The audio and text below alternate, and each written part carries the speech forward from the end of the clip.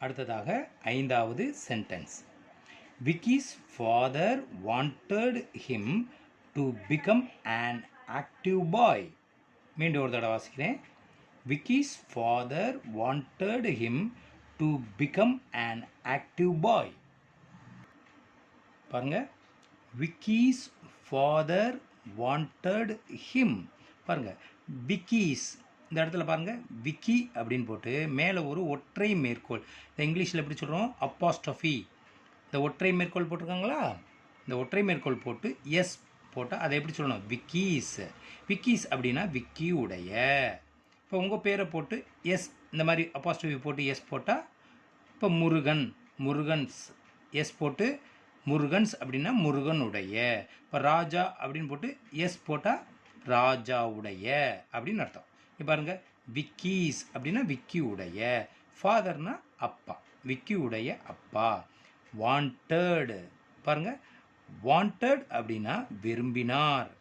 யார் விரும்புகிறா, விக்கியுடைய அப்பா விரும்புகிறாரு.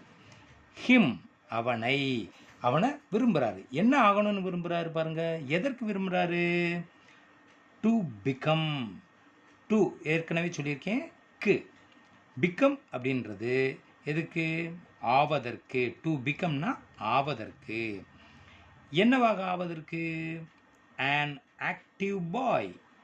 an அப்படின்னா ஒரு, ஏற்கனவே சொல்லியிருக்கோம் ஏ அப்படின்றத ஏ அப்படின்னு சொல்லணும்னு சொல்லியிருக்கேன். இந்த ஏ, அந்த ஏ வந்து ஒரு அப்படின்னு சொல்லியிருக்கோம். ஏ ரோபாட் அப்படின்னா ஒரு ரோபாட்னு சொல்லலாம். இந்த இது வந்து வவல்ஸுக்கு முன்னாடி ஏ போடக்கூடாது, ஆன் போடணும். வவல்ஸ் உச்சரிப்புக்கு முன்னால் ஆன் போடணும். ஒரு, ஆன்னா ஒரு. ஆக்டிவ், ஆக்டிவ்னா சுறுசுறுப்பான. பாய், பாய்னா பையன். இந்த இடத்துல பாருங்கள், an ஆக்டிவ் பாய் ஒரு சுறுசுறுப்பான பையனாக ஆவதற்கு, டு பிகம் ஆவதற்கு அவனுடைய அப்பா அவனை விரும்புகிறாரு. அவனை எப்படி ஆகணும்னு விரும்புகிறாரு, ஒரு சுறுசுறுப்பான பையன் அவனை ஆகணும்னு விரும்புகிறாரு. அதுதான் சொல்கிறாங்க, விக்கிஸ் ஃபாதர் வாண்டட் ஹிம், அப்பா விரும்புகிறாரு, டு பிகம் ஆகணும்னு விரும்புகிறாரு, an ஆக்டிவ் பாய் அவன் ஒரு சுறுசுறுப்பான பையனை ஆகணும்னு விரும்புகிறாரு. இந்த சென்டென்ஸ் மறுபடியும் வாசிக்கிறேன், கவனிங்க. Vicky's father wanted him to become an active boy. இதுதான் அஞ்சாவது சென்டென்ஸில் வரக்கூடிய புதிய வார்த்தைகள். விக்கி ஏற்கனவே படிச்சிருக்கோம், இந்த அப்பாஸ்ட்ரஃபி ஒற்றை மேற்கோள் போட்டு எஸ் மட்டும்தான் சேர்க்குறோம். விக்கீஸ், விஐசிகேஒய், விக்கி, இங்கே எஸ் சேர்க்குறோம், விக்கீஸ். ஏற்கனவே படித்ததுனால சார் இதை சேர்த்து எழுதியிருக்கேன். Wanted, wanted, WAN, wan, TED, டர்ட், வாண்டட், BEB, இதை எப்படி உச்சரிக்கணும், பி அப்படின்னு தான் உச்சரிக்கணும். COME, come, become. AN, an, active, active. AC, ac. TIVE, tive, active. மீண்டும் ஒரு தடவை வாசிக்கிறேன். Vicky's, wanted, wanted, become, become, an active, active. அடுத்ததாக ஆறாவது sentence. So he bought him a trick robot. மீண்டும் ஒரு தடவை வாசிக்கிறேன். So he bought him a trick robot. பாருங்க, so, SO, so, soனா ஆகையால் அப்படின்னு அர்த்தம். he bought, BOUGHT, bought, bought-னா வாங்கினார், அவர் வாங்கினார். ஏற்கனவே படிச்சிருக்கோம், ஹீனா அவன் அப்படின்னு படிச்சிருக்கோம். இந்த இடத்துக்கு ஏற்ற மாதிரி மரியாதை சொற்களை நம்மளா சொல்லிடணும். ஹீ அப்படின்னா இங்கே அவன் சொல்லக்கூடாது. ஏற்கனவே யாரை சொல்கிறோம், அவங்க விக்கியுடைய அப்பாவை சொல்கிறோம். அப்போ விக்கியுடைய அப்பாவை தான் இந்த ஹீ அப்படின்றது குறிக்குது. அவர் வாங்கினார், பாட்னா வாங்கினார். யாருக்கு வாங்கினாரா, ஹிம், HIM, ஹிம். ஹிம்னா அவனுக்கு, அவனுக்கு அவர் வாங்கினார். என்ன வாங்கினார், எ ட்ரிக் ரோபாட். இது எப்படி சொல்லணும், ஏற்கனவே போன சென்டென்ஸில் என்ன படித்தோம்? ஒரு அப்படின்றதுக்கு and படித்தோம். இந்த இடத்துல ஏ வருது ஒருன்றது. வவல்ஸ் சவுண்டுக்கு முன்னாடி மட்டும்தான் and போடணும். இது வந்து கான்சனன்ட் சவுண்டு. இந்த இதுக்கெல்லாம் நம்ம ஏ தான் போடணும். சரியா? ஏ எ ட்ரிக் ரோபாட். ஏன்னா ஒரு ட்ரிக்னா தந்திரமான, ரோபாட் எந்திர மனிதன். ரோபாட்னே நம்ம சொல்லலாம். சரியா? ஸோ ஆகையால் ஹி பாட் அவர் வாங்கினாரு, ஹிம் அவனுக்கு அவர் வாங்கினாரு, எ ட்ரிக் ரோபாட் என்ன வாங்கினாராம்? ஒரு தந்திரமான ரோபாட் வாங்குறாரு. So he bought him a trick robot. இந்த 6வது சென்டென்ஸில் இந்த 3 புதிய வார்த்தைகள் தான் வருது. மீதியெல்லாம் முதல் அந்த சென்டென்ஸ்லேயே வந்துருச்சு. பாருங்கள். So SO so, bought BOUGHT bought, trick TRICK trick. மீண்டும் ஒரு தடவை வாசிக்கிறேன். So bought trick. அடுத்ததாக 7வது sentence. Vicky did not know that it was a trick robot. மீண்டும் ஒரு தடவை வாசிக்கிறேன். Vicky did not know that it was a trick robot. Vicky did not no.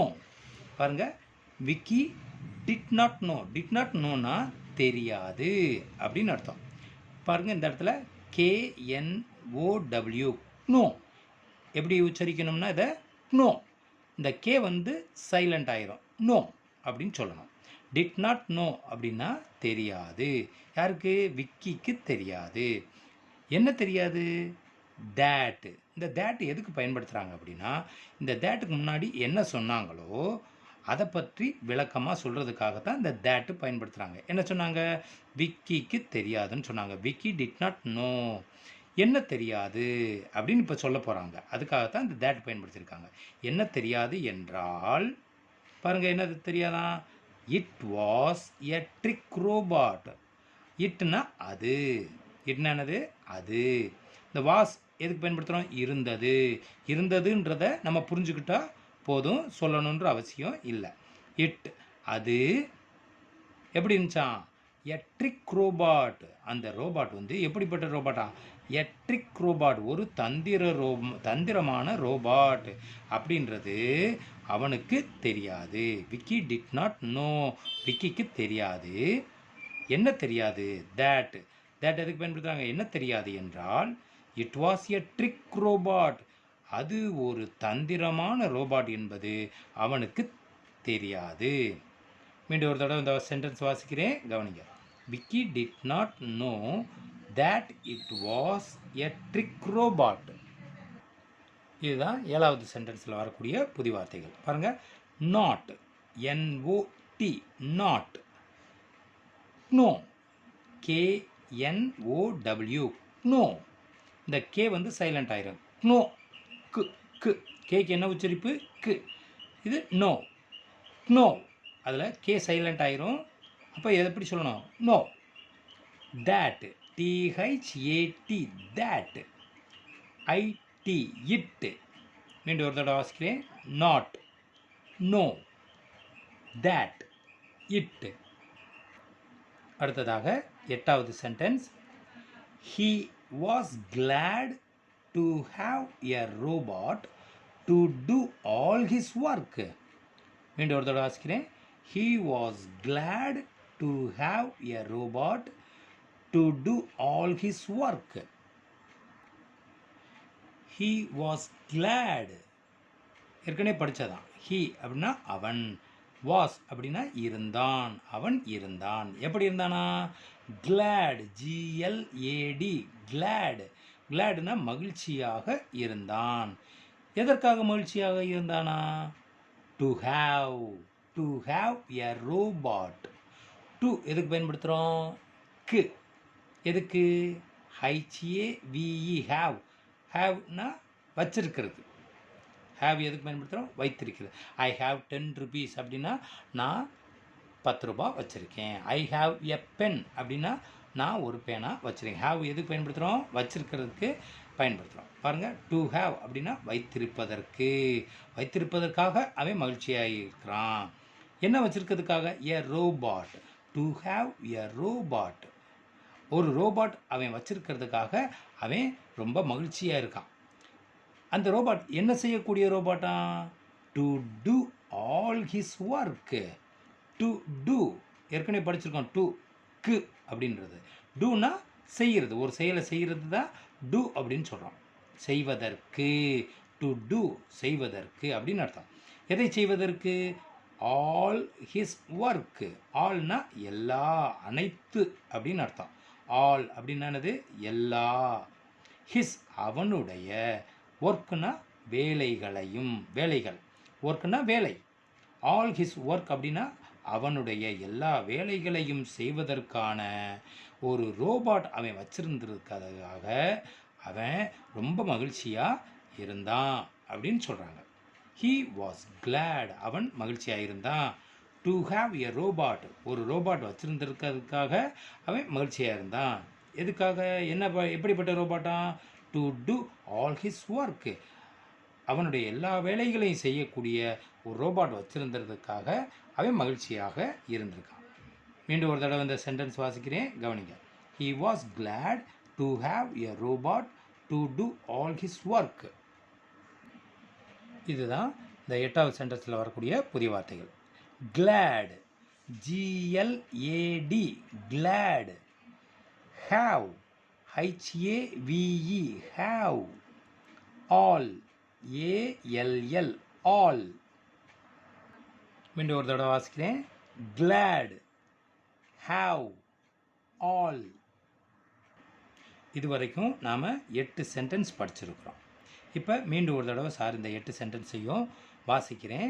நீங்கள் அதே போல் இந்த உங்களுடைய நீங்கள் வச்சுருக்கிற புக்கில் சார் எங்கெங்கெல்லாம் கோடு போட்டிருக்கணும், அந்த இடத்துல புள்ளி இருந்துச்சுன்னா நிப்பாட்டணும், புள்ளி இல்லாத இடத்துல கொஞ்சம் இழுத்து ஏற்ற இறக்கத்தோடு வாசிக்கணும். கவனிங்க. த trick robot. Vicky was a lazy bye. He never did his homework on time. He never kept his things back in the right place. He pleaded to his father to buy him a robot to do his work. Vicky's father wanted him to become an active boy. So, he bought him a trick robot. Vicky did not know that it was a trick robot. He was glad to have a robot to do all his work. இதே போல் நீங்களும் நல்ல தெளிவான உச்சரிப்போட ஏற்ற இறக்கத்தோட வாசிக்க தெரியணும். உங்களுக்கு நல்லா வாசிக்க தெரிஞ்சுன்னா இந்த பேராவை வாசித்து வீடியோவை எடுத்து நம்ம வாட்ஸ்அப் குரூப்பில் போடலாம். சரியா? Thank you very much.